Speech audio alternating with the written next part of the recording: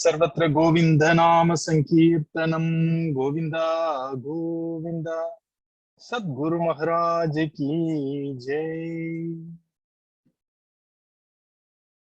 कलये सुंदराकारं सदैक प्रियदर्शनम् अज्ञाननाशकं देवं सद्गुरुं मुरलीधरम्। Our beloved Guru Maharaj grace, it's been a very lovely discussion with you all. I just made a few notes as I was listening to your experiences, maybe just to highlight a few points out here. And the shloka is from our 11th canto, 23rd chapter, and 43rd shloka, as we know. nAyam jano me sukha duhkha hetu na devatA AtmA graha karma kalaha manaf param kAraNam Amananti samsArachakram parivartayed yat. So here we have to be careful that it is not that I run the world or I run this universe. Obviously, the various aspects of my life is influenced by things way beyond my control. But here the key point is how I react or how I respond to a circumstances. Bhagavan has empowered us with the mind. So here obviously devatA or graha or karma or kala all are powerful. Time is powerful, no doubt. We follow the chain of cause and effect, no doubt. So that's karma, isn't it? So all that is 100% there, no doubt about it. But given the circumstances, given what is happening, how I actually respond to it, or how do I react to it? Do I suffer? Do I become miserable from that experience? Or do I be in a state of being untouched by that experience? Or do I learn from it? Or do I actually relish it? Would I start blaming somebody, or would I be grateful for it? All that Bhagavan as humans has given that in our hands. That's why we are not instinctive beings. We have the ability to process, we have the ability to choose. To an extent that if we practice well, we have the ability to even choose the response to a given situation. And the recent research, I will send you the name of the scientists also. They say that about 50% is only hereditary or genetic. So when you say by nature this chap is so and so, this chap is very calm, by nature this chap is restless, etc., it doesn't define the chap fully. At best, it's about 50% genetics. And they added a few more points for upbringing, or what is called as your environment. There is always this big discussion, nature or nurture. And now they have agreed it's nature and nurture. Plus, you also have the freedom to choose. And there is a small little allowance given to us to choose how we respond or react to stuff. So let's say it is 50% possibly genetics, 20% is our childhood, how we are, our nature of the parents, nature of people around us, and all that stuff. Let's call it nurture or upbringing or environment. But the rest of this, about 30%, can actually be fine-tuned and improved because it is in our hands. So here, what our Bhagavatam is trying to tell us is sukha duhkha hetu devatA or AtmA or graha or karma or kala, all that have very less influence in how I respond or how I react to what happens around me. So obviously, karma decides where I am going to be. Karma will decide what situation I am going to stand in. Remember what our Swamiji tells often. It is the karma and kala which made all the 5 Pandavas stand in the street, wander in the forest, hide for a year, ajñātavāsam, etc. But then it is something else called kripa or faith, which made sure that they waded through all these difficult times. They were able to surf through all these giant waves of adversity because of kripa or because of their faith or because of grace, or it has various names. It all comes to an inexplicable thing which is beyond the intellect, and that's what we call as kripa. right? So karma has its role. Kala has its own role. In fact, Bhishmacharya, for those who do Nitya Parayana, would have remembered just before Bhishmacharya's stuti in the 9th chapter of the first canto, when he looks at Kunti, when he looks at the Draupadi Devi, Bhishmacharya cries and says, I can't just imagine with 5 valiant husbands. And Bhagavan himself as a brother, and coming from such a wonderful lineage of kings, and all your protectors are all not just a casual normal people, they are all divine descents. In spite of all that, Kunti Devi and Draupadi Devi are put to untold suffering, and Bhishmacharya was at loss for the reason. And finally he breaks down and says, Sarvam Kalakritam Manye. What can I say? Because it is not within the purview of my intellect. I can't understand with capability, with potential, with so much of powerful, just and valiant protectors for you. You still had to go through so much in your life. So I consider Sarvam Kalam. It is all because of Kalam. It is Kritam. It is done by Kalam. Kalam is the cause. Time is the cause is what I think. So time is there, no doubt about it. In fact, I have told you many times before, I heard it from our Swamiji, and he has also mentioned that in Ramayana, astrology is a genuine science. Science in the sense, you can experiment. It has its own errors. It has its own, application nitty-gritties. But astrology talks about quality of time, you see. And so there is something called time. We need to actually respect that, no doubt about it. But here, his highest realization was, nAyam jano. For our life, we are dependent on all these people around us, for our physical needs, for our emotional needs. When I say emotional needs, when I have to talk to somebody, I need a ear. You see? And for my intellectual needs, I need people around me. No doubt, I am interdependent with people. People depend on me. I depend on people. All that is true. But sukha duhkha hetu na. You see, the cause of my happiness or sorrow, I wouldn't throw it on these people. And devatas are all satyam. If you want a sharper intellect, there are devatas for it. Brihaspati is there. If you want keener senses, Indra is the devata. If you want highest knowledge, then Surya, Savita is the devata. And of course, if you want Vairagyam, Siva Burman is the devata. If you want Jnanam and Moksham Ichche Janardana. So Krishna is the deity if you want to totally be free, so that you can actually live from love, from happiness. So devatas are all there, and then Devadeva, which is the lord of all these devatas, Bhagavan Sri Krishna is also there. All that is true.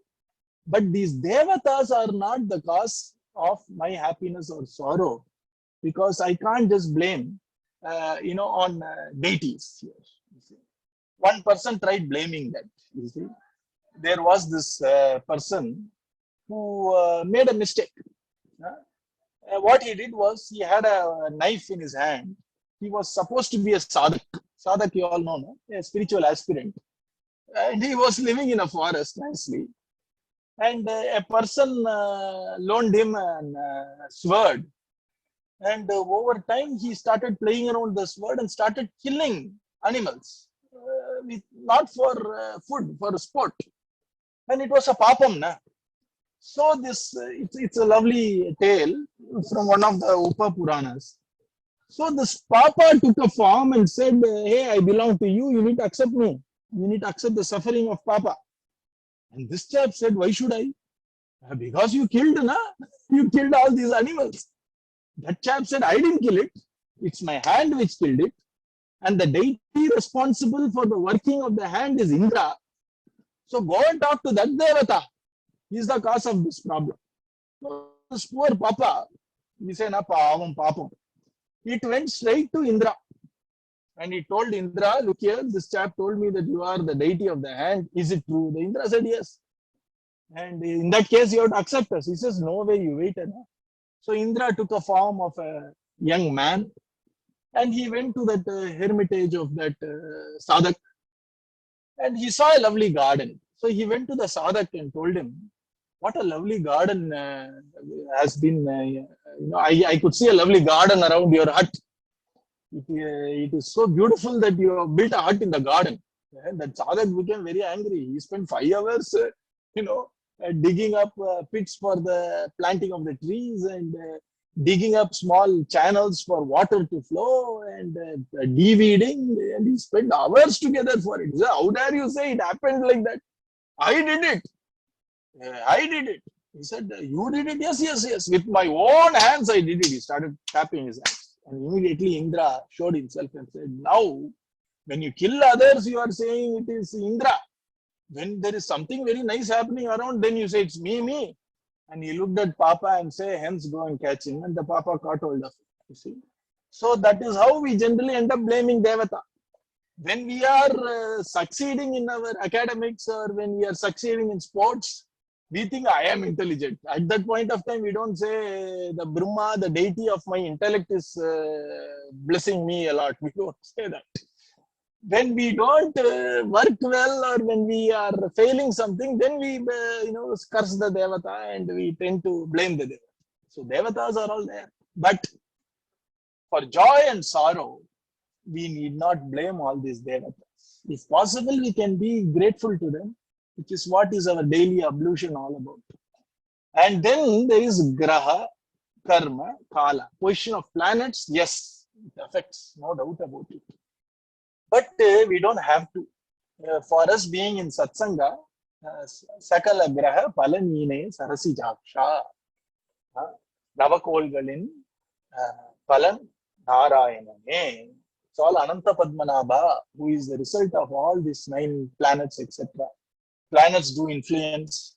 Yes, there is the dasha or this, intervals of time, which can be favorable to our endeavors, which can be adversarial to the endeavors. Yet this dvija, this Bhikshu, he realized in spite of what happens outside of me, I can still own up my own emotions of sadness or joy.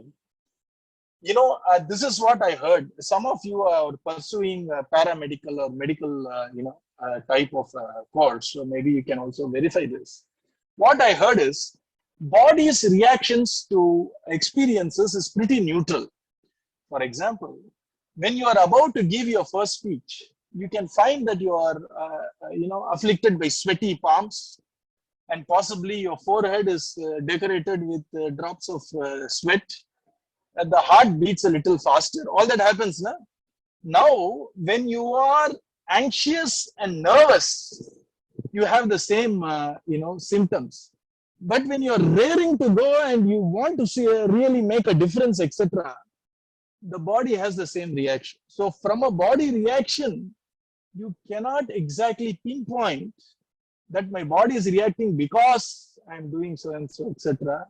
Generally, great happiness and great sorrow seem to have the same body reaction. And so here body seems to be pretty neutral on a very generic view. And so it is up to me to define. For example, when I'm about to speak and my palms are sweaty, I can decide, my goodness, I'm really anxious and eager to give it a great go. Or, oh my God, I'm nervous. Both have sweaty palms, you see. So here, it is up to me to create a meaning, and it is my mind which can define the meaning there in most of the cases. So here, graha, karma, kala. And all these, he says, is the cause of what happens to me outside.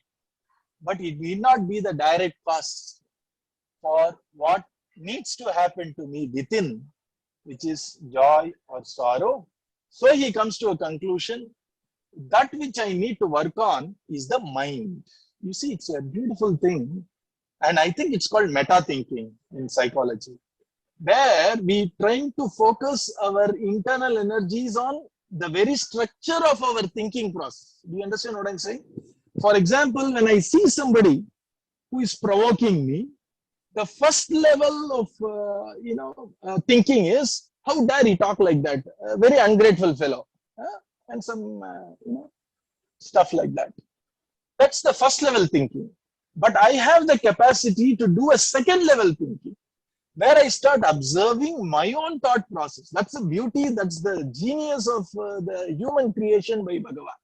So while somebody is provoking me, I can also, while getting provoked, observe my getting provoked and start observing, my goodness, see, I was very calm few minutes back, and now look at my mind. It is ready to pounce on that fellow. It is ready to even curse that fellow. So now Manas is being observed, isn't it? And that's the sign of maturity. That's the sign of spirituality. That is what is called conscious living. And that's what is called responsible living. So here, when Bhagavatam says, Manaha param kAraNam Amananti, it is suddenly taking us to a greater level of looking at the world by being what is called as emotionally intelligent with respect to myself, with respect to within me, understanding my own reactions. My favorite example for that was my first job, when I had a lovely, very calm, very sharp person who was the head of research and development in Whirlpool when I was working. And he had this tremendous grip of his own mental processes. I'll give you an example. Whenever I used to take a drawing, which is a little engineering drawing, not a sketch or a cartoon, okay, an engineering drawing which needs a lot of thought and approval, and that's a very serious stuff there. So whenever I used to take it to him, my boss used to say, Ram, you bring it to me tomorrow morning at around 9:30. And I used to do that. And it happened for once or twice. And then one day after work time, when I was going with him in his car back home, I asked him, why is it that you always say bring it back at 9:30 most of the times? At times you just sign it off. He says, things which are not taking too much of my thinking process, I can sign it off anytime you bring it. But if I have to add value to what you submitted to me, I need to put my entire energy and attention on it. And I have observed that after my morning coffee at 9:30, I am at my creative best, my attentive best. And that's the time I want to use to add value to these important drawings, which may define the quality of the product after 2 years, you see. And he understood, I am at my attentive best after the morning coffee. This is what is observing how we think, observing how we behave, observing how we lead our life. And that's what the sloka provokes, where it says, generally blaming is a childish thing, right? Obviously, a child can't think beyond a point. It's always out there, you see. And so we start as a child, spiritually, where it's easy to react. When I react, I'm not observing myself. When I react, I'm just going with the flow. When I react, I'm just being dragged. I'm being goaded, you see. So when I have people around me, and then the time is a little tough time, or my astrologically I'm in a tough spot, or I have a background of karma which I need to sow and reap now. So when that happens, if I start thinking manah param kAraNam Amananti, now slowly, like Gayatri mantra, Bhagavatam is saying, observe your mind right now. And when you observe the mind, that's what defines you in 3 levels. First, you are a leader. A leader is always self-conscious. A leader is always purpose-driven. A leader is always clear of what is important, what is not. So a leader cannot be dragged into things which are injurious to purpose or injurious to his own future, etc. The second thing is you are a better person, because you can take informed choices, right? Many of you mentioned. The third thing is, this is what is spirituality. This is what is spirituality is all about, going inside, isn't it? Within. And so now, instead of me focusing all my energies outward, I'm slowly trying to drag it inward to look at myself. And here, the dvija is beautifully, this is the first sloka, right? He's going to go deeper and deeper. The first sloka is encouraging us, observe yourself. The old dictum, which is attributed to Aristotle of knowing thyself, happens when you start observing how I react. One cannot know one's own self in isolation. One can only discover oneself in interactions, in relationships, in the experiences we have and how we respond and react to it. So how do we actually know who I am? It is learnt in motion. When I say motion, when I'm interacting with people, when I'm provoked, when I'm congratulated in my success, in my failures, how do I respond and react to stuff around me defines me, isn't it? That's what is param. kAraNam Amananti, samsArachakram, parivartayed. He says it is the mind which sets every this cycles in motion. Observe it. And that is the beauty of this sloka. It is not discounting devatA or graha or karma or kala or jana. All that are stimulants. They are all triggers. It stimulates. But it does not become a cause. So here it is incredible. This is what I learned as a structured corporate communication model, and it's all there, and we didn't see it. That's all. You see, where you separate stimulus and the cause, and you are a mature person. You understand what I'm saying? People around me are a stimulus. Of course, if they are grimacing at me, they are triggering something in me. But what is the cause? You see, the moment I separate and put a small distance between a stimulus and a cause for my feelings, then I'm slowly growing into maturity, growing into leadership, growing into spirituality. And that's the beauty of this sloka. Jana, devatA, graha, karma, kala, all this are stimulates. They are all stimulants, triggers. The cause is only mind. The cause is only mind because it is the mind which reads, which brings the perspective of what is happening around me. And param kAraNam. That's why he uses a lovely word, param. You see, and it is the mind alone. The mind is the supreme cause. When he says supreme cause, the contribution of the mind to the effect is far greater than the contribution of people or graha or kala, etc. That is one interpretation. Param, major contributor, or what do you call as majority stakeholder here is the mind. It does not discount all the stimuli, that which stimulates me. Obviously, when people are all smiling at me and happy, etc., mind has no reason to be,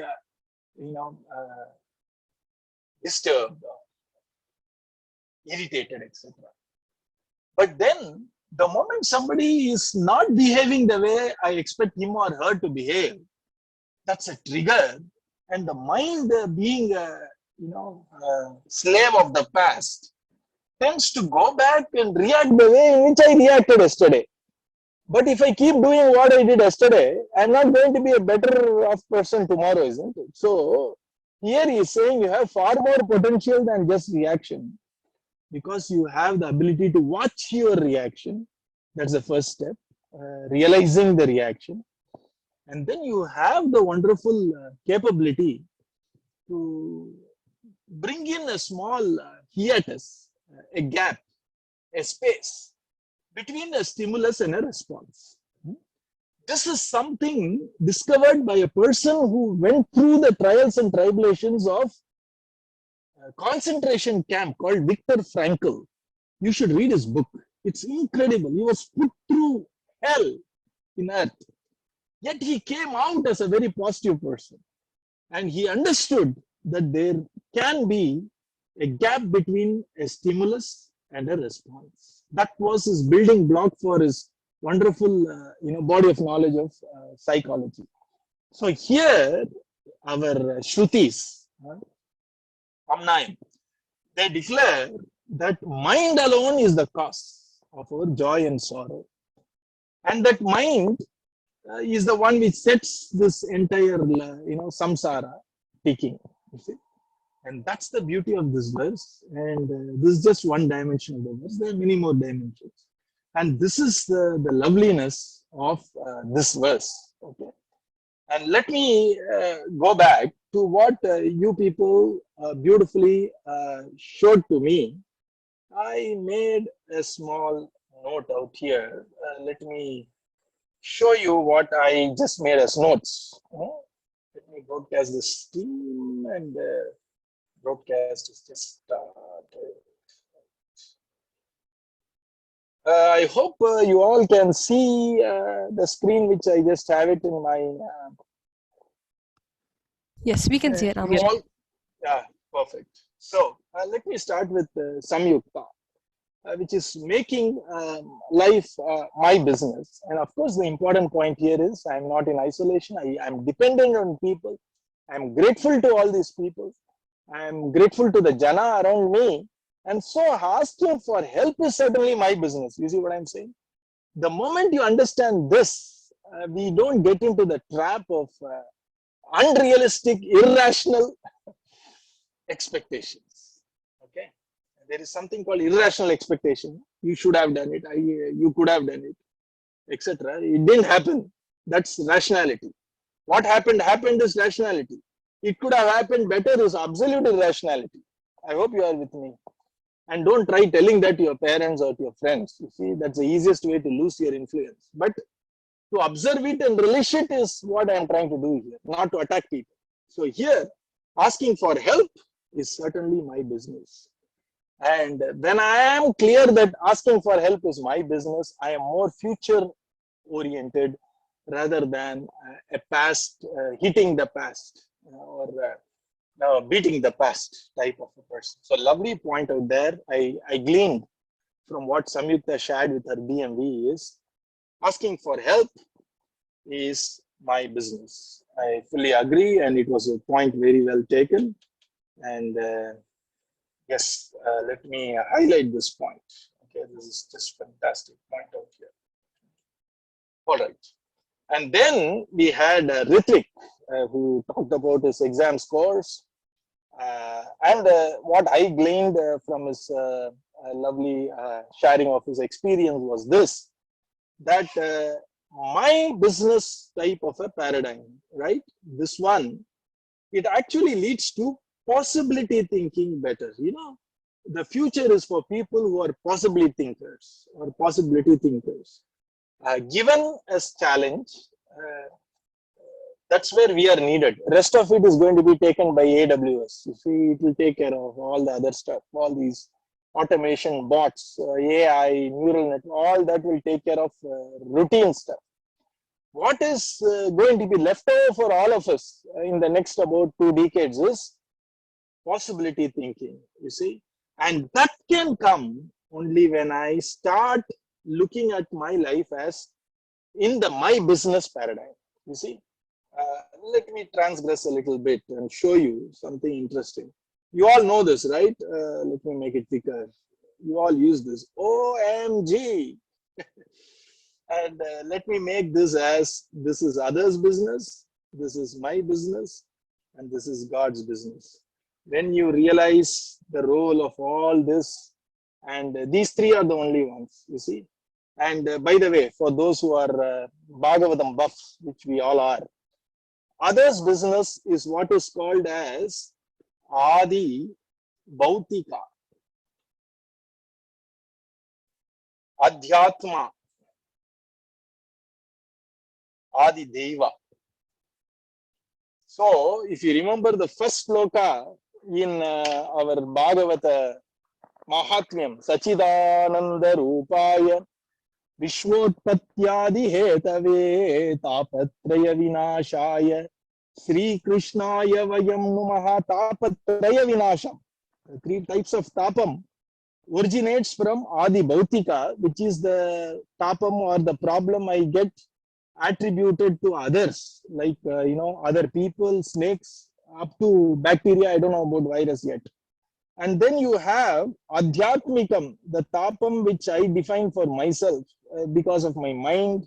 In spite of everything is fine, I still feel miserable, etc. And then adi daivikam, the forces of nature, etc., which is obviously force do major, as they call it in French. All these natural calamities, etc. So OMG is what our life is all about. And here dvija is giving us a big dictum saying that if you take care of this yam, which is the center of OMG, you can manage O, you can actually even get G to be conducive to me. Okay.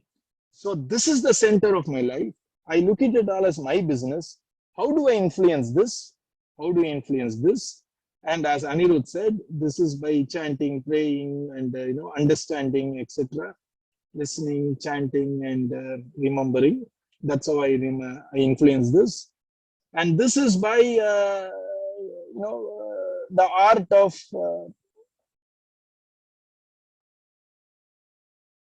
speaking, the art of being a gentleman or a lady, if I can use those terms.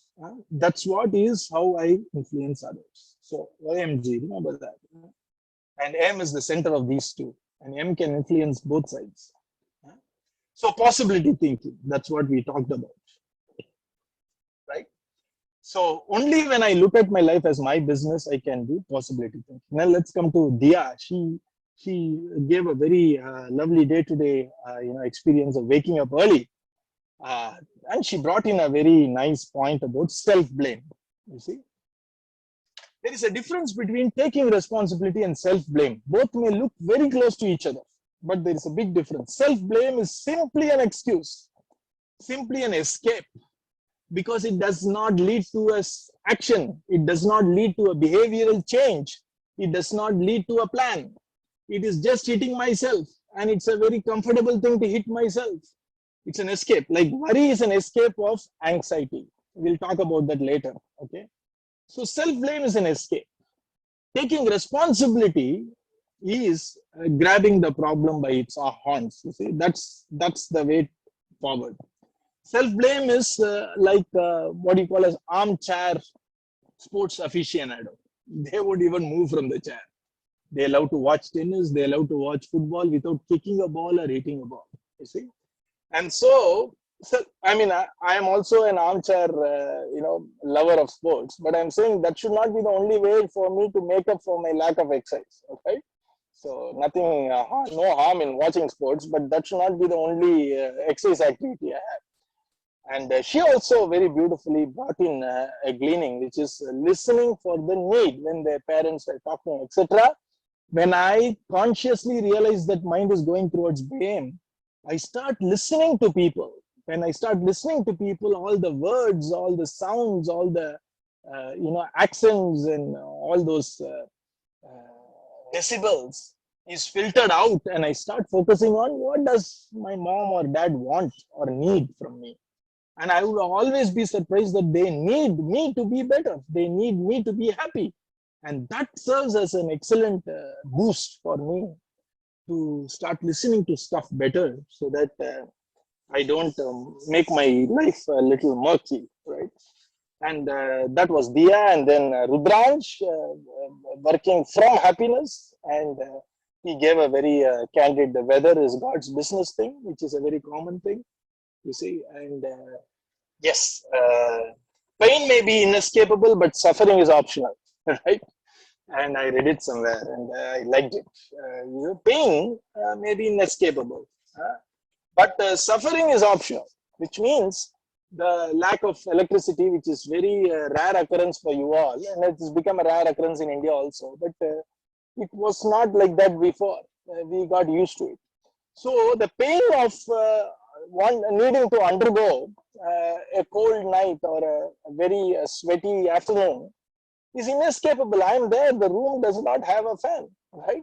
But suffering is optional. I can keep magnifying the pain by running it over my head again and again. Why is it like that? Why am I stuck here? Why am I not in Canada? Stuff like that.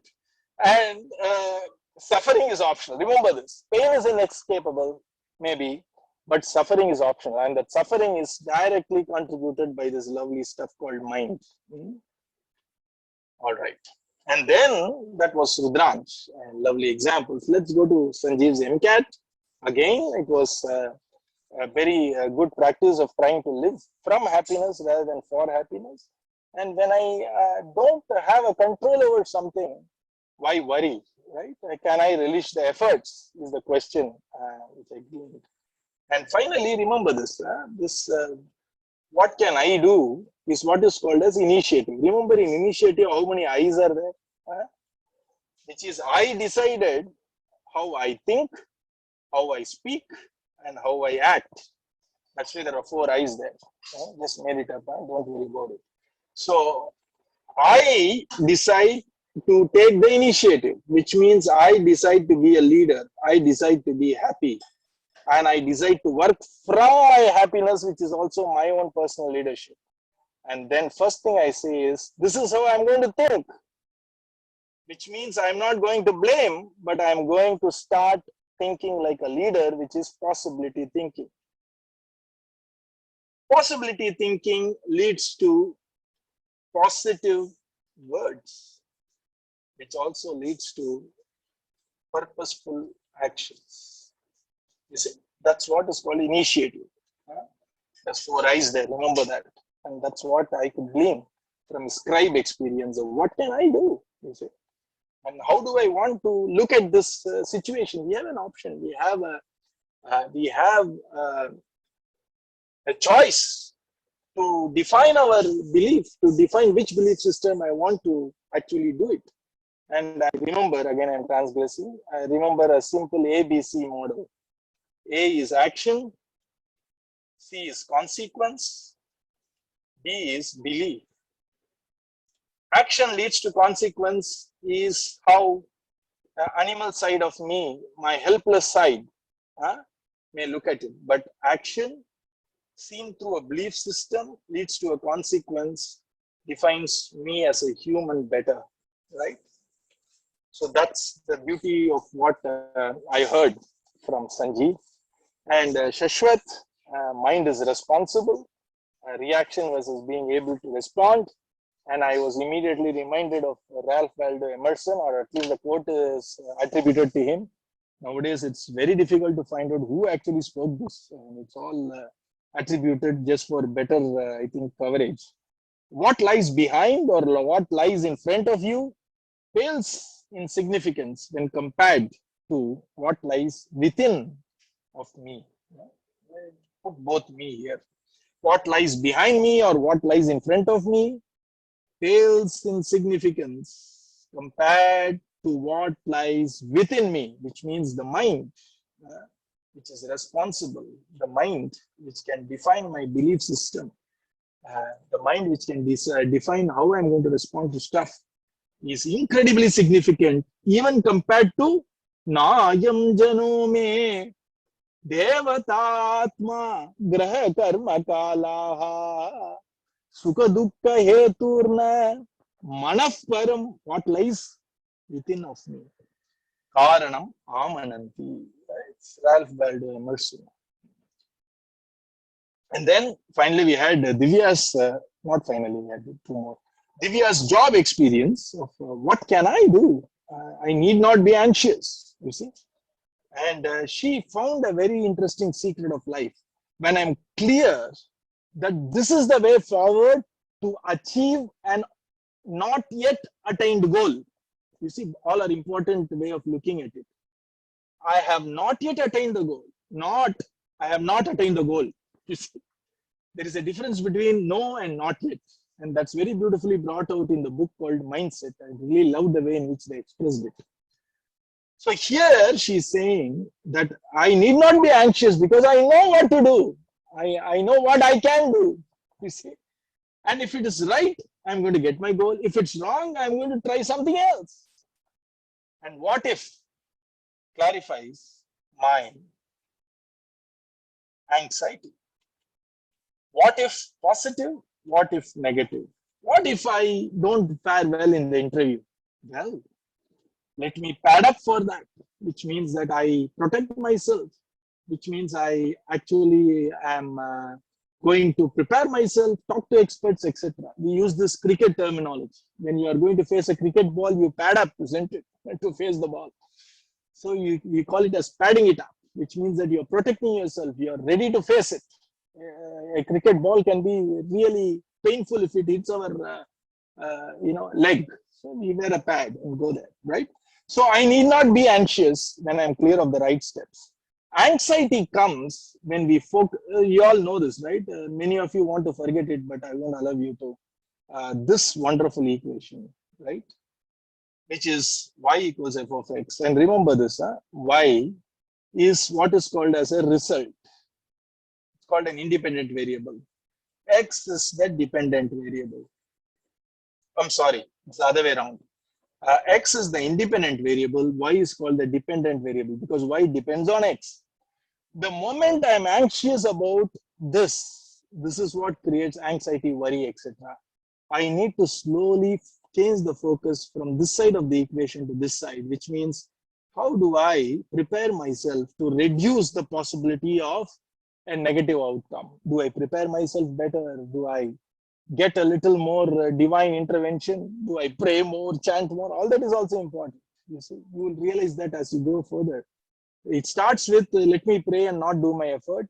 It progresses as why should I pray when I have the effort? And then it matures as let me put my effort and realize that not all can be done by me. So let me pray and put my effort is the height of maturity. So here, when I am focused on why I am anxious, when I am focused on X, I am prepared. This is self-blame. This is taking responsibility. You get this? I always like to sort of litter the whole screen up. This is how I learned, so this is how I teach also. So let me make it a little more clear. When I am focusing only on this, right? What happens is I am in a state of blame. But if I can slowly turn it into efforts, you see this, what happens is, this is what is responsibility. I'm just trying to bring in clarity of these terms so that you're not confused. Though you have explained it in words, I thought I'll make it into equations. It will always be good. And Anirudh talks about action and consequence, that we have a choice. And I already told you the ABC model. Action leads to consequence. But remember, you are not helpless. There is this wonderful belief. There is a gap between A and C, and the B comes in. And that's what defines the consequence better. When I have a belief that, yes, maybe I made some decisions which are not very optimal right now, let me learn and make better decisions. Consequence is not seen as a failure. It is seen as a learning. Not because of the action, it's because of the belief. You get this? And so that was the lovely culmination by our Anirudh. And that's the loveliness of this sloka and much more. As we discuss, we can keep digging further and further like a rabbit hole. See?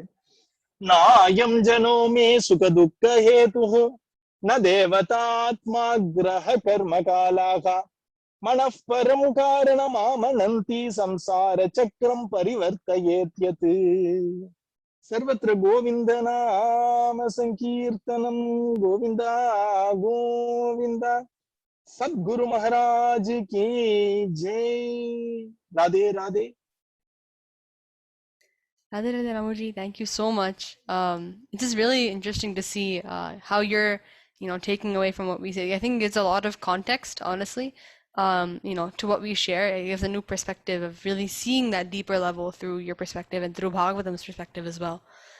So I just really enjoyed hearing from all of you guys, all of you today, as fellow peers, getting to hear your perspectives and seeing all the overlaps between what we took away from this verse and from Ramuji's lecture and exposition on it, and definitely looking forward to more and more opportunities like today to discuss and share and go deeper into individual slokas and really see how they apply to our lives as Bhagavatas and as young people.